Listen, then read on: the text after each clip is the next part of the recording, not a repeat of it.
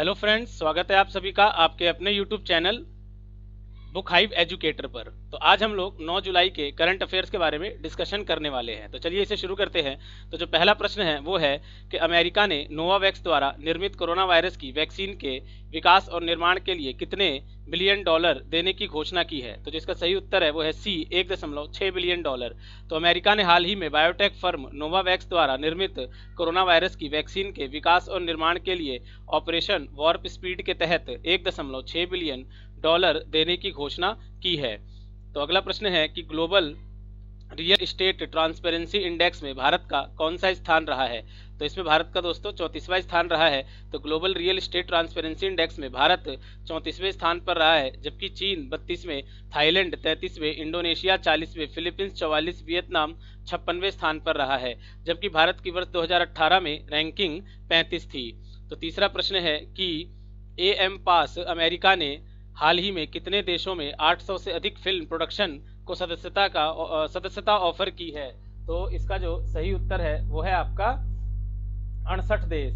तो academy of motion picture arts and sciences America ने हाल ही में 68 देशों में 800 से अधिक फिल्म प्रोडक्शन को सदस्यता ऑफर की है। इस बार भोपाल की documentary film maker Shirley Abraham के साथ अमित महादेशिया और निष्ठा को ऑस्कर के लिए चुना गया है।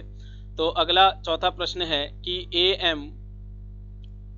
MSME आपातकालीन उपाय कार्यक्रम के लिए विश्व बैंक ने भारत सरकार के साथ कितने मिलियन डॉलर का समझौता किया है। तो इसका जो सही उत्तर है वो है 750 मिलियन डॉलर। तो विश्व बैंक ने भारत सरकार के साथ हाल ही में MSME आपातकालीन उपाय कार्यक्रम के लिए 750 मिलियन डॉलर का समझौता किया है, जिसका उद्देश्य देश में कोरोना वायरस से बुरी तरह प्रभावित सूक्ष्म, लघु एवं मध्यम उद्यमों को सहयोग देना है।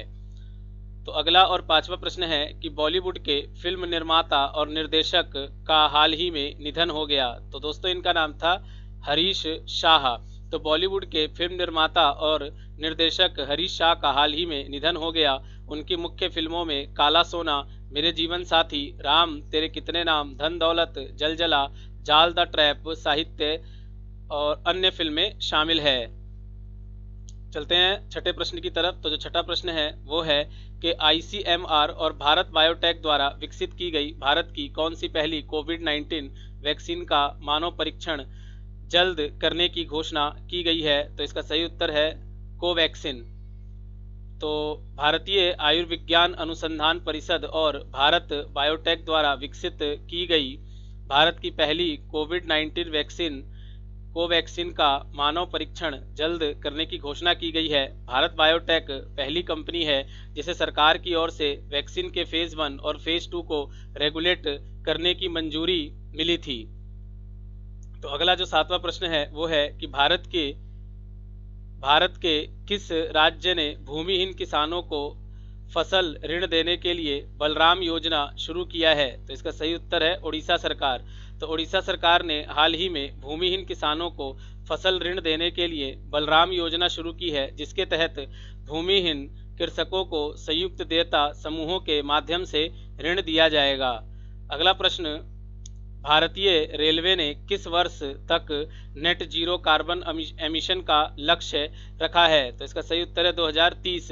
तो भारतीय रेलवे ने 2030 तक नेट जीरो कार्बन एमिशन का लक्ष्य रखा है, जिसके लिए अपनी दशकों से खाली पड़ी जमीनों पर सोलर पावर प्लांट लगाने की घोषणा की है। साथ ही महत्वाकांक्षी प्रोजेक्ट के जरिए ट्रेनों को सोलर पावर से चलाने की योजना पर भी कार्य किया जा रहा है। तो अगला नौवां प्रश्न है, निम्न में से किस देश ने खुद को औपचारिक रूप से विश्व स्वास्थ्य संगठन से हटा लिया है। तो इसका सही उत्तर है ए, अमेरिका। तो अमेरिकी राष्ट्रपति डोनाल्ड ट्रंप ने अमेरिका को औपचारिक रूप से विश्व स्वास्थ्य संगठन से हटा लिया है। चलते हैं 10वें प्रश्न की तरफ। तो जो अगला प्रश्न है वो है कि ईरानी परमाणु गतिविधियों पर नजर रखने के मदद से उद्देश्य से किस देश ने जासूसी उपग्रह ओफेक 16 का प्रक्षेपण किया है। तो इसका सही उत्तर है इजराइल। तो इजराइल ने हाल ही में ईरानी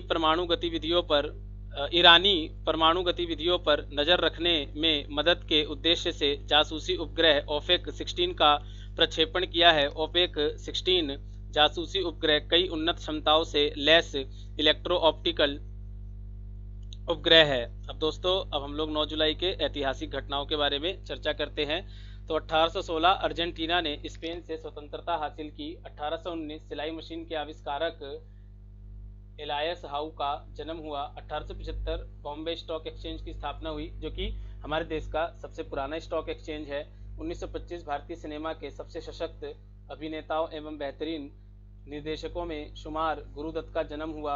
1938 अपने सशक्त अभिनय से हिंदी सिनेमा को समृद्ध बनाने वाले अभिनेता संजीव कुमार का जन्म हुआ। 1951 देश में पहली पंचवर्षीय योजना को प्रकाशित किया गया। 1969 वन्य जीव बोर्ड ने शेर को देश का राष्ट्रीय पशु घोषित किया। 1973 में शेर के स्थान पर बाघ को राष्ट्रीय पशु घोषित किया गया।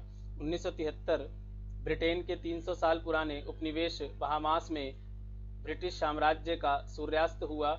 1982 तमाम सुरक्षा प्रणालियों को गच्चा देकर माइकल फागन नाम का एक शख्स ब्रिटेन की महारानी एलिजाबेथ के शयन कक्ष तक पहुंचा। 1991 दक्षिण भारत को ओलंपिक खेलों में दोबारा हिस्सा लेने की अनुमति मिली। 2002 ऑर्गेनाइजेशन ऑफ अफ्रीकन यूनिटी का नाम बदलकर अफ्रीकन यूनियन किया गया। 2004 एशियाई विकास बैंक ने आतंकवाद से लड़ने हेतु अपने 42 सदस्य देशों के लिए एक कोष बनाया। 2011 सूडान एवं जनमत संग्रह के बाद एक अलग देश बन गया। 98.83% लोगों ने अलग देश के समर्थन में वोट किया। तो दोस्तों, ये हमारे 9 जुलाई का करंट अफेयर और ऐतिहासिक बिंदु थे। तो हमारे वीडियो को शेयर करें, लाइक करें और हमारे चैनल को सब्सक्राइब जरूर कर दें। तो मिलते हैं अगले करंट अफेयर के साथ। तब तक अपना ख्याल रखिए। धन्यवाद।